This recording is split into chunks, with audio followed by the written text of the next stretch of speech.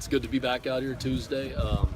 Obviously really excited to again earn a home win, and I was probably really the most proud of, again, we're finding ways even through times that are, seem tough, or even through moments where, we're down, we still are finding ways to fight back. And that's one of the things our guys do, man. I love guys, who aren't afraid to fail, because we all fail at things. And in football, you're not perfect. You're going to fail on plays, and you're going to fail. But when you're willing to put your best out there, whatever you're doing, have it not be good enough, but then keep coming back and swinging, you're going to do a lot of good things. And that's what that was the thing that stood out to me the most in that ball game. And we're finding that we have a lot of resolve in the second half. So, but again, it has to be earned. We were able to do that, in my opinion, because of off-season hard work and because of what we did during the week. So we got to, again, recognize that each week. Ross has said last few weeks, and actually every week, the sputtering, the not quite finding the rhythm early on in the first half, and then really started finding it after halftime. What have you been able to find a thread between those slow starts? No, I mean you're playing against good teams. I mean you're still we're still.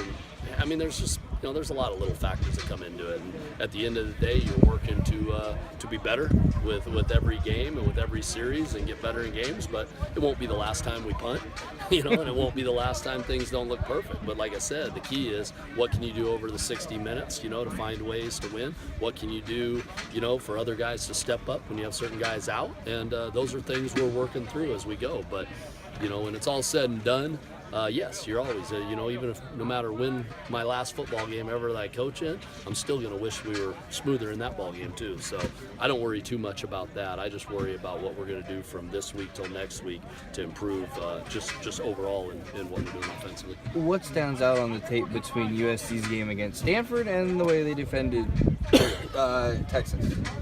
Oh, I don't know if there's anything that stands out differently. I mean, I thought their defense played pretty well in both those games. I mean, Texas was obviously a low-scoring game, and and it came down to the end that way.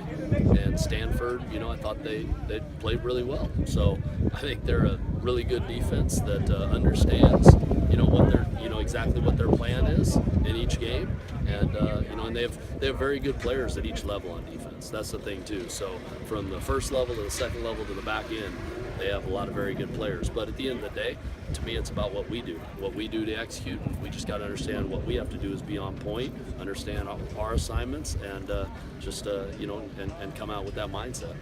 Jake was saying yesterday that talking about the toughness and the grit and the resolve of the team. Do you feel like that might come in the team's identity a little bit, just that resolve to fight through things? Yeah, I mean, you definitely have to keep earning it every week. I mean, it's not just, you can't just, now that's who we are. You have to earn it. I mean, that just doesn't come easy. But we've shown that, and that's been something I've been most proud of. And honestly, it's not just because of the end results. I told him, had we not won in the first week of the season, I still would have been very impressed with how we handled the sidelines, how we did that. I told him that after the UNC game when we came back. It wasn't just the end result of the win. It was the fact that how we handled things. So I think we're showing a lot of, we're showing a great ability to be in the present moment. And that's hard to do. And what I mean by that is no matter what just happened the series before, the quarter before, the half before, we're staying in the present moment as a team. And we're staying together, and that's, that takes discipline. And they're showing that maturity, and I've been excited about that. It seems like I ask you about a different receiver every week. What have you thought of Noah? It seems like you guys were high on him even from the beginning. Oh, yeah, Noah he's the epitome of a tough football player. And he's the epitome of a tough football player who I barely have heard 3 words out of his mouth, so that's just how he is. But I just have so much respect for how he attacks the game. I mean, he attacks the game, he's fearless over the middle, but he's smart. He just does all the right things, and he's playing through stuff. I don't think people understand, he's not. And when you're a football player, your body isn't going to feel good. I guarantee you there's parts of Noah's body that they don't feel great, and he keeps on fighting through it, and he's out here in Tuesday practice, and so you just have a lot of respect for that type of football player. What were your first impressions of Addison Holmes when you first got in here and first met him? I loved him. Loved his spirit, loved his attitude, loved his work ethic. Obviously, I knew he came in here and he was still at that point a walk-on on this football team and grinding and played a lot of football in that role. And he's earned everything that's come his way. So, I've just been extremely happy, with Addison. Having a vocal guy like that in the middle, how much does that help an offensive line that's going to be young around him at times. Oh, it definitely helps. I mean, he's, you need those guys. I mean, not everyone on the O-line. Usually, most O-lines I've been around, you have a decent amount of quiet guys, whatever that might be. And I respect everyone's personality. Just they're going to be who they are. But it is nice to have a couple of those guys up front, especially when it's your center that has the ability to get vocal, and he's obviously smart. So when he does say something, he knows what he's talking about. So yeah, he's a great, just captain type guy in the middle of that O-line. How much is on the center in this offense? I know in the previous offense it was a lot of it was predicated on the center. Yeah, I mean there's solid amount, but I mean I'm not going to get too much into detail with that. But yeah, there definitely, every offense has things where the center has to do certain things. More or less about right in the middle in terms of the. Yeah, I'd probably say on par with most places. Yeah. He only used the 2 running backs against Ole Miss. Was that the plan going in, or is that just? And do you feel confident if you have to go deeper than that? Yeah, I feel very confident if I have to go deeper. It's not even a have to. If we do go deeper is the better way to say it. We just didn't in that game. We felt like what we were doing was the right thing, but who knows? It could be 2 again this week, but it could also be 3 or 4.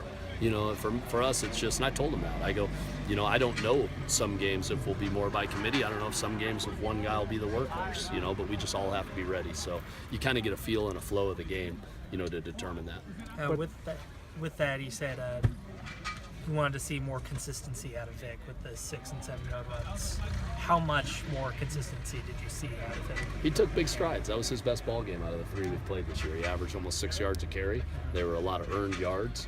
He's hit another big one on 4th and 1 for us, and he's been really good in those situations, short yardage situations. So yeah, he took strides, but he'd be the first to tell you he has to keep earning. But that happened for him on Saturday because it was also his best week of practice. So it's funny how that works. Usually when you have your best game, it's usually because it was your best week of practice. So he just has to keep on, thinking that way, like all of us do. It's not just a big deal. We all have to understand that, you play the game and have fun on Saturday night, or this weekend, Saturday afternoon, but the game is determined during the week, what you put in. So he had a great week of practice, and it carried over into the game. What do you thought of Zion since he's kind of seems to be back in the land of the living? First day, he's got to get. I told him I was giving him a little, he's got to get his sea legs back, whatever you want to say. So, but no, it's great to have him back out here running around, and we'll just see, kind of where he is by the end of the week. He's kind of a unique weapon, doesn't he? Yeah, he brings some stuff to the table. You guys saw it in fall camp, and saw what he can do in some of those scrimmages and that stuff. But again, it's not as if, okay, you're back, you're playing. No, that's not anyone on this team. You got to come back, and we got to see what you're doing during the week and see where you fit in, and then we'll go from there. So was today his first day? It was. Yesterday? It was his first true day with it. Yeah, out there. Yes, it was.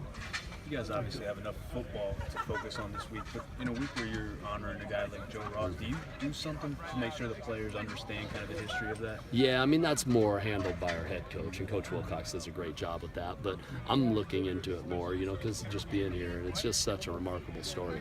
But I want to learn more about it. I need to, spend some time, and I'm gonna, I'm gonna spend some time just learning more. I mean, I know, a good base of it. It's just an incredible story. So, I mean, it's such a neat thing to be able to honor someone who's so special to Bear football.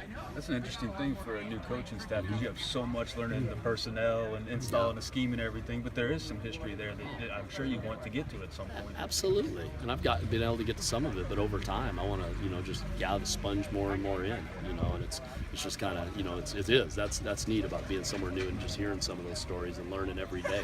I learn something new about this place every day, so it's a lot of fun. Thank you. All right. Thank you.